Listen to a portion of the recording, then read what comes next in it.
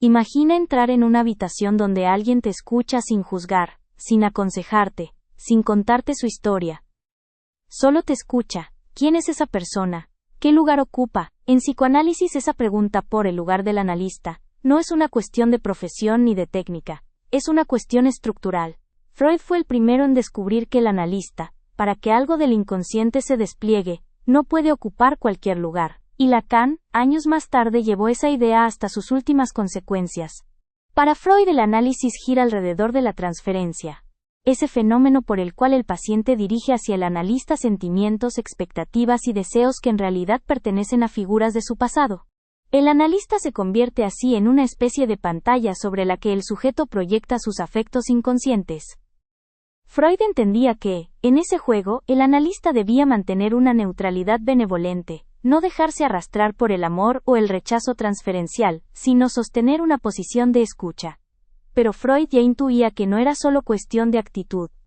Había algo más profundo. El analista debía renunciar a su propio deseo, a su propio yo, para dejar espacio al deseo del paciente. Esa renuncia, ese vaciamiento, es el germen del lugar del analista tal como luego lo pensará Lacan. Lacan retoma a Freud y le da una vuelta radical. Para él, el analista no es una persona que escucha, sino una función. La función de aquel que ocupa el lugar del objeto A, el objeto causa del deseo. ¿Qué significa esto? Que el analista encarna, para el analizante, aquello que le falta, lo que pone en marcha su deseo. No es alguien que sabe o aconseja, sino alguien que hace lugar a la falta. Lacan dirá que el analista no se ubica en el registro del yo, sino del deseo. Por eso el analista no debe responder con saber, ni con comprensión, ni con consuelo. Si lo hiciera, cerraría la brecha del deseo. El analista, más bien, sostiene el vacío donde el sujeto puede hablar, donde el inconsciente puede desplegarse.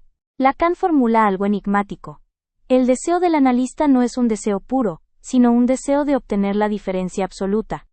Ese deseo no apunta a un objeto, sino a permitir que el sujeto se confronte con su verdad, con su falta.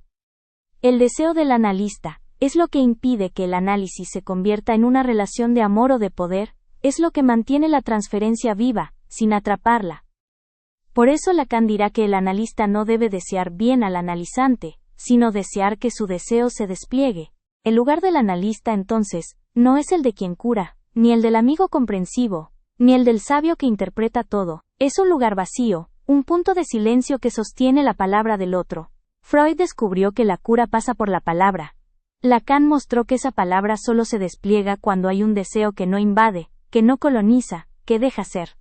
En ese sentido, el analista no es un sujeto pleno, sino un semblante, alguien que se ofrece como soporte para que el inconsciente hable. Y cuando eso ocurre, algo cambia, no por lo que el analista dice, sino por el lugar que encarna. La función del analista es ser el operador del dispositivo analítico. No debe ocupar el lugar del consejero, del maestro, o del amigo. Su posición permite el despliegue y la resolución de la transferencia, utilizando el saber que se produce en la sesión, para que el analizante pueda despojarse de sus identificaciones y confrontarse con su propio deseo singular. El deseo del analista es uno de los conceptos más cruciales y, a menudo, más malentendidos del psicoanálisis lacaniano, ya que define la ética de la práctica. Su principal función es sostener la demanda y orientar hacia el deseo. Evita responder a la demanda neurótica del analizante, por ejemplo, dígame qué hacer, o deme amor. En cambio, apunta a que el analizante pueda formular su verdadero deseo, ese deseo inconsciente que está en juego. El analista se posiciona como causa del deseo del analizante.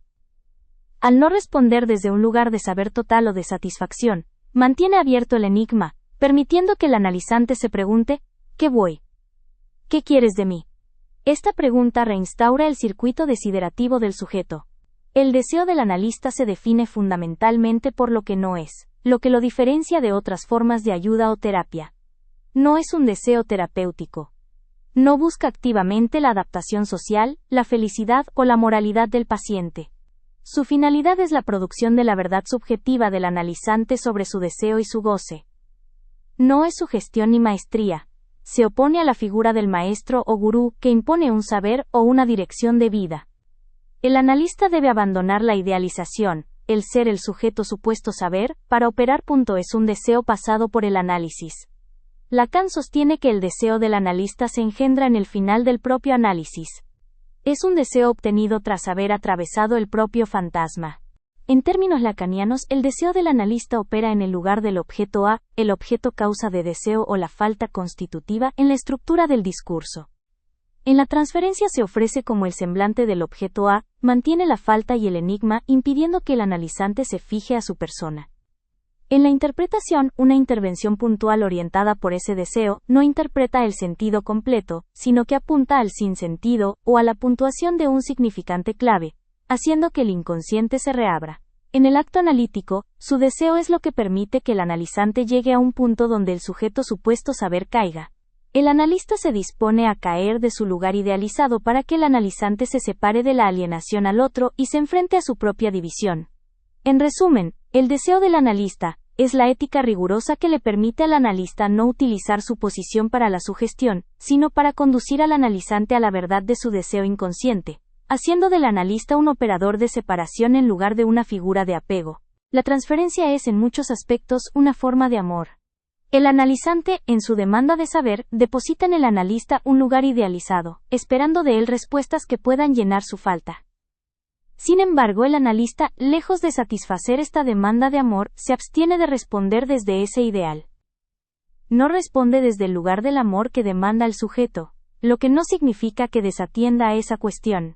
Al contrario, el analista es profundamente consciente de esa demanda, pero su respuesta no es la que el sujeto espera. Es precisamente esta negativa a colmar el ideal del amor lo que posibilita que el análisis avance.